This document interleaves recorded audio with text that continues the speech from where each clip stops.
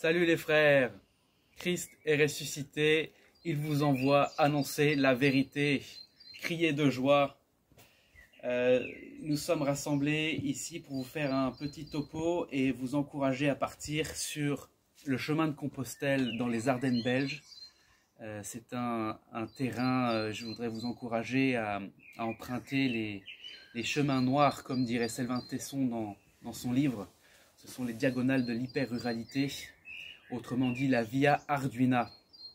La Via Arduina, je vais vous parler un petit peu de ce chemin de Compostelle inexploré depuis 2015 à peu près.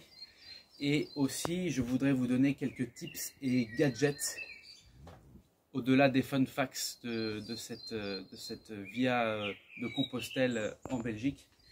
Vous dire comment vous pouvez réaliser cela seul ou en équipe, puisque l'heure est venue de sortir de vos tombeaux et profiter de ce début de déconfinement pour partir à l'aventure.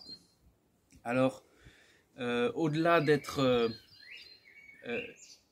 une voie de pèlerinage bien plus ancienne que Compostelle, c'est-à-dire celte à la base, les Gaulois de Belgique se rendaient en pèlerinage sur la colline de Saint-Walfroy, que nous allons visiter très prochainement pour le pèlerinage annuel des routiers scouts d'Europe et des guides aînés à Avioth.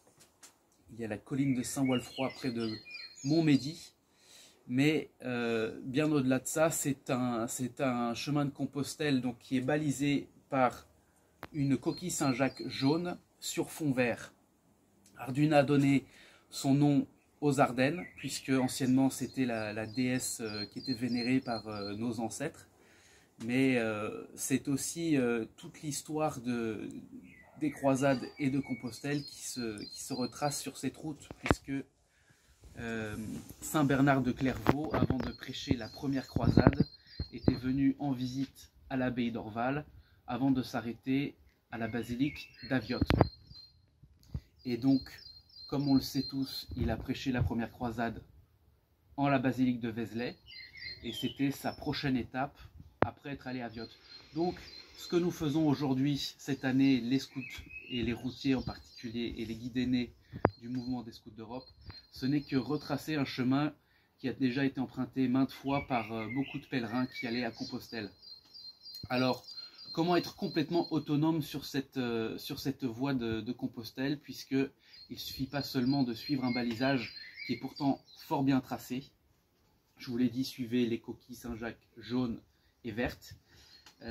Mais ça serait quand même utile de partir avec quelques cartes, puisqu'on vous encourage à suivre la topographie et les cartes IGN 1/25 millième. Alors, ça fait beaucoup de cartes pour traverser les Ardennes.